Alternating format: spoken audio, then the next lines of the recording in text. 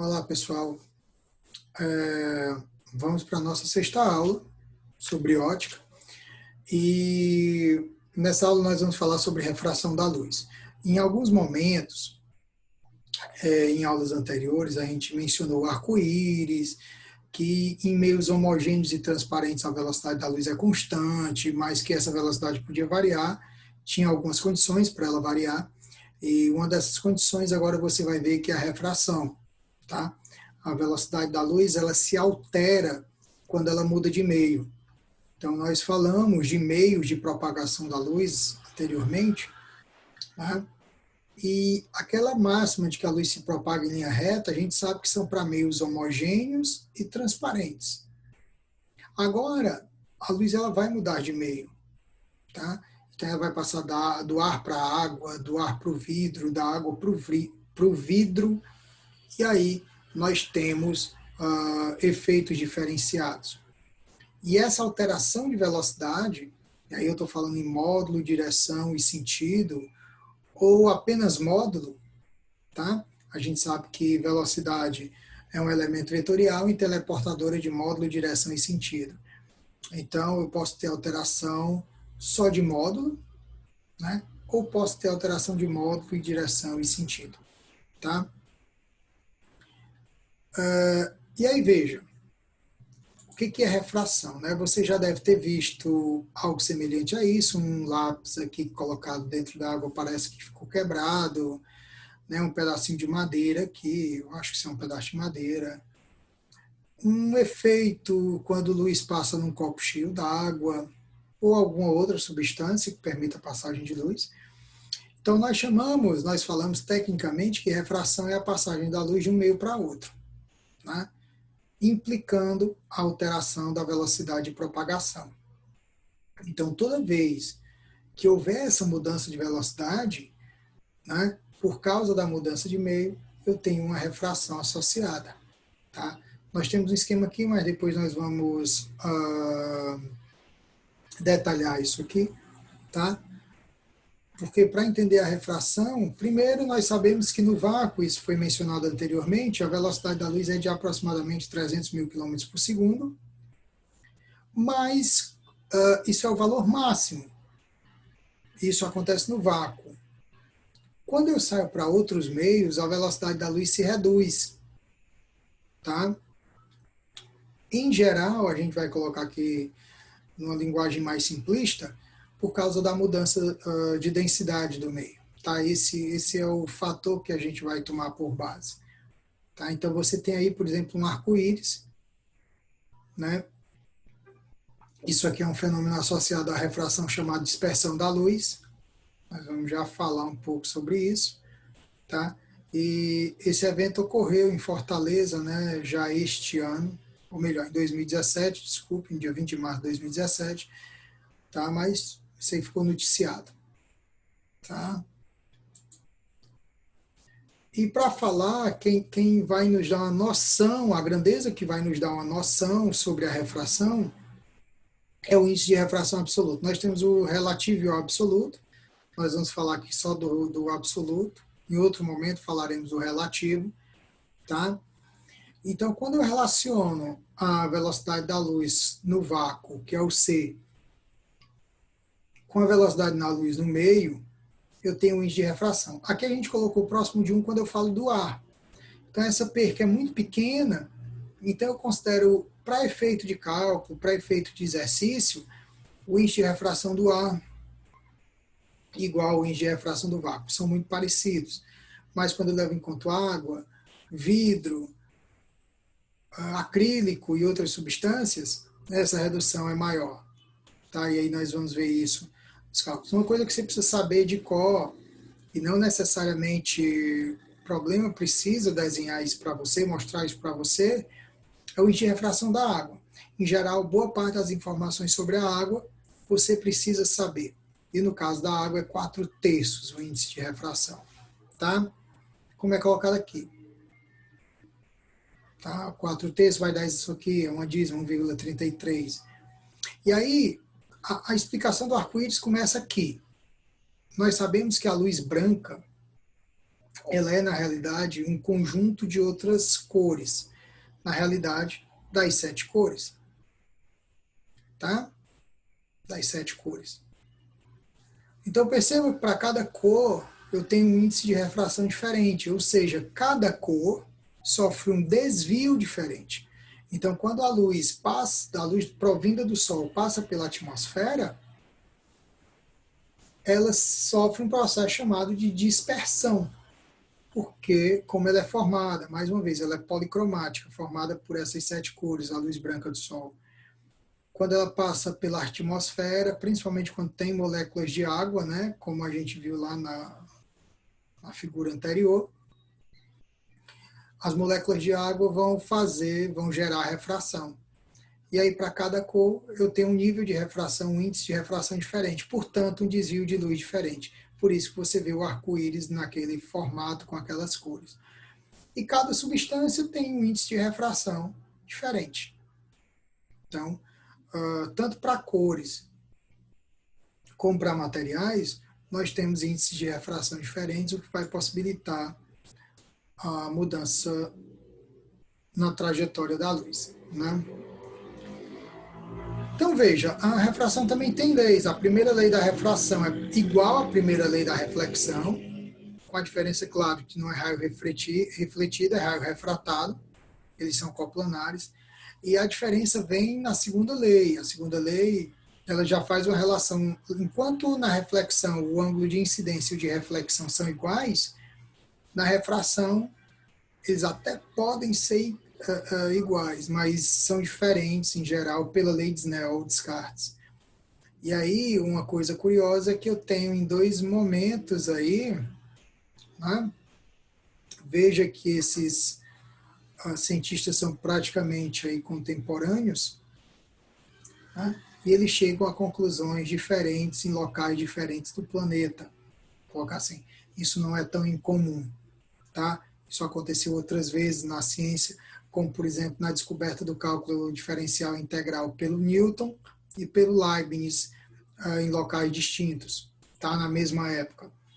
O fato é que, no caso de Newton, isso gerou todo um problema. Newton acusou Leibniz de plágio e vice-versa. Isso levou a uma briga na Academia Real de Ciências, mas isso é outro fato, que de repente, no outro momento, a gente discuta sobre a questão da história da ciência. A lei de Snell-Descartes relaciona os ângulos, né? Relaciona os ângulos de acordo com os índices de refração, tá? Então, o índice de refração é quem vai determinar quanto é esse desvio em cada caso, ok? E aí nós vamos ver isso num experimento virtual, tá? Que é esse aqui. Esse aqui é o PhET Simulations. Você pode baixar e utilizar no seu computador. Nós vamos acender aqui uma luzinha. E veja, aqui já mostra algo que nós já conversamos. Está aqui um raio refletido, tá? Um raio refletido. E um raio refratado. Veja que o raio refletido, ele tem uma intensidade um pouco menor. Então você tem um raio que se parte em 2. Então um desses fatores vai ficar... Se você pega esse transferidor aqui e você coloca aqui, você percebe que os ângulos de incidência e de reflexão, olha, são iguais. Mas incidência e refração, só posicionar ele direitinho aqui, incidência e refração são diferentes, tá? Perceba que aqui está mais próximo dos 60 e a refração passa exatamente nos 30 graus, certo? Então, o ângulo, mais uma vez, medido em relação ao normal, certo? O ângulo, mais uma vez, medido em relação ao normal. Aqui você pode ver a intensidade, né? Então, aqui eu tenho uma intensidade de 5,29% em relação ao inicial, aqui 94 e poucos por cento, tá? Ou seja, tem uma diferença aí, né? Então, perceba que o incidente, 100%, e eu tenho uma queda, eu tenho um resultado aí, né? que vai mostrar que esses raios realmente eles se combinam de forma que durante o processo aqui na interface eles se separam, então perde intensidade um para outro.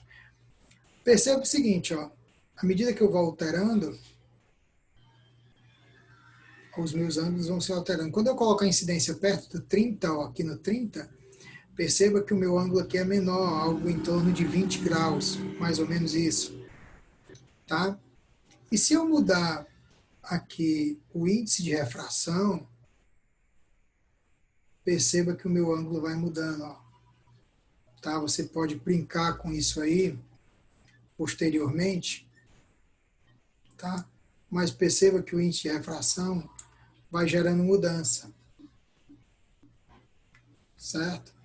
Então, o que a lei de Snell diz? É que esses ângulos aqui, e aí eles relacionaram matematicamente, né, aos índices de refração. Tá? Então, perceba que à medida que eu estou alterando o índice, quando eu chego na água aqui, ou no ar mesmo, o meu valor fica muito próximo. Mas caminhando para a água, ó, ele vai aumentando, caminhando para o vidro, ele aumenta mais ainda, ou melhor, ele reduz mais ainda o ângulo. Tá? Então, você pode aí depois brincar com isso aí, mas isso aí mostra a ocorrência da lei de Snell. Tá? E esse experimento você pode fazer em casa, do jeito que foi feito aí, água, um transferidor, né, e um laser, esses lasers comuns, vermelhos, você coloca, por exemplo, cal na água, um pouco de cal, né, e aí você consegue perceber esse desvio, tá, com o transferidor. E aí, veja, quando esse meio de baixo, como a gente mostrou na figura, tem um índice de refração maior, a tendência desse ângulo é ficar menor, ou seja, o raio refratado se aproxima da normal. E se eu for levar em conta o caminho contrário, indo do mais refringente para o menos refringente, né, eu tenho um aumento do ângulo. Então, isso é interessante você observar. Tá? E isso vai ajudar a explicar alguns fenômenos, como, por exemplo, as alterações que vocês têm nas piscinas. Aí vem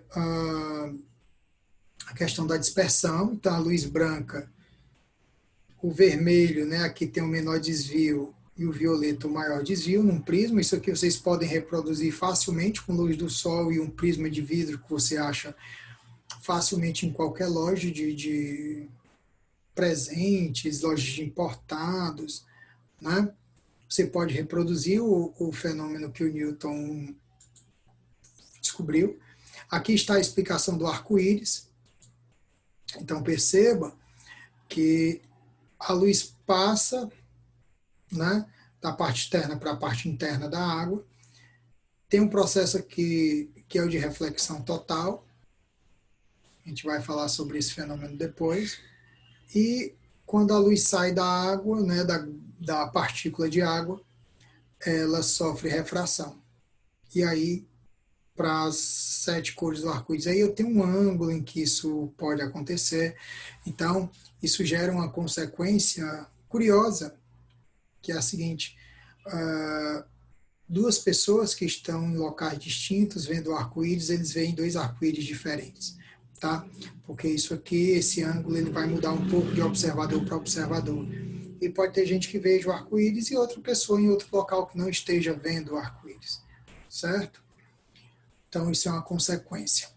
Outra consequência é a distorção da imagem nas piscinas, por exemplo. Tá? Quando você observa alguém de fora para dentro, você vê como se a piscina fosse mais rasa. E se você tiver a oportunidade de observar de dentro da piscina, do fundo da piscina para fora, você vê que aquela pessoa que está fora ela parece que está mais distante. Tá? Isso é por causa da refração.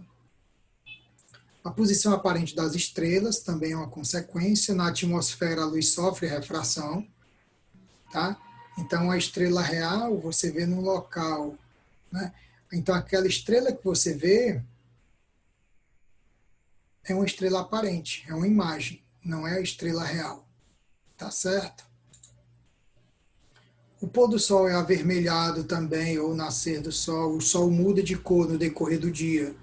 por causa desse desvio também, tá? E aí nós vamos colocar algumas questões sobre esse assunto, né? Então, nesse conceito inicial, de o porquê que acontece essa mudança na velocidade, eu tenho um grupo de cientistas, né, que construiu o primeiro metamaterial, que dá um valor negativo para o índice de refração. Tá? Então, esse metamaterial é um material óptico artificial tridimensional formado por pequenas estruturas, que o comprimento de onda da luz, né? Então, eles realmente são formados por uma rede minúscula, tá? E existem comportamentos que vão ser diferenciados. Então, como eu tenho um material que gera o que ele chamou de valor negativo de índice de refração, veja que no item A eu tenho, né, a luz incidente já vem de um meio, o metamaterial aqui ao lado direito, eu tenho uma reflexão. Então, isso não vai responder o meu processo. Onde é que eu vou ter uma refração? Item B eu tenho uma refração, mas funciona perfeitamente, o I e o R, eles serão positivos. Aqui o suposto metamaterial tem um índice de refração, né, até maior, mas não chega ao que a gente deseja. Aqui eu nem vejo reflexão nem refração no item E. Então, o item que vai responder adequadamente a minha questão é o item D. Tá? Então, item A, eu tenho reflexão, item E, eu não tenho nenhum fenômeno. B e D estão dentro das condições normais de ocorrência. Então, até chegar a normal aqui, o limite da normal, até o limite aqui da interface, né, nesse, vamos chamar de quadrante aqui, onde está o nome metamaterial, nesse quadrante aqui, o índice de refração é positivo. Então, o índice de refração começa a ficar negativo nesse item D aqui, tá? Quando ele ultrapassa a normal. Então, a resposta correta é o item D. Tá? Ainda com relação a essa passagem da luz, né, os indígenas preservam tradições realizando pesca com lanças. Para fisgar o peixe, eles miram abaixo da posição. Aí é aquela história que eu mencionei da piscina. A gente normalmente observa uma piscina de fora mais rasa que o que ela realmente é. Isso até já gerou algum tipo de acidente. Então, ele deve proceder dessa forma, porque os raios de luz, né, que são refletidos pelo peixe,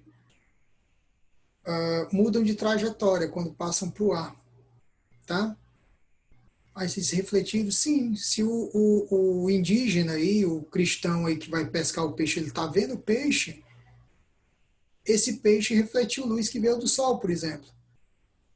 Tá? A luz do sol entra na água, bate no peixe, reflete no peixe, a luz emitida pelo peixe, que já é refletida, né, a luz do sol refletida, sai da água, se afasta da normal, né, aumentando o ângulo, e aí nós vemos o peixe acima da posição normal. Então, é respondido pelo item E.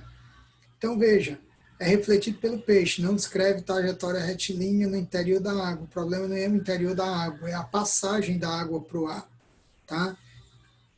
Emitido pelos olhos do índio. O índio não emite raio de luz. Isso a gente falou lá na primeira aula sobre ótica. Quem tem dúvida, dá uma olhada lá. Isso era um pensamento antigo, né, de que o ser humano, para enxergar, antigo e muito antigo, para enxergar, ele emitia luz dos olhos, e não é verdade. Tá? A luz não é espalhada, ela é refratada. E, mais uma vez, não é emitida pelo olho do índio. Tá? Outra questão que foi questionada aqui, será que uma miragem ajudou a afundar o Titanic? Então, ele fala de um fenômeno óptico chamado de Fata Morgana, pode fazer com que uma falsa parede de água apareça sobre um horizonte molhado. Tá? Quando as condições são favoráveis, a luz refletida pela água fria pode ser desviada por uma camada incomum de ar quente, ou seja, refração, chegando até o observador, vinda de muitos ângulos diferentes, e aí eu tenho uma distorção de imagem. De acordo com o estudo de pesquisadores da Universidade de San Diego, uma fata morgana pode ter obscurecido os icebergs. tá? Então, dessa forma, a uma certa distância, o horizonte verdadeiro fica encoberto por uma névoa, ou seja, tem uma distorção de imagem, tá? Então, o fenômeno óptico que provoca isso é a refração, ok? Então, esses são alguns pontos. Posteriormente, a gente vai trazer algumas questões envolvendo a lei de Snell, mas na próxima aula. Então, por hora, a gente queria abordar esse conceito. Vá ao seu Classroom agora e lá vai ter algumas atividades para você. Um forte abraço e até a nossa próxima aula.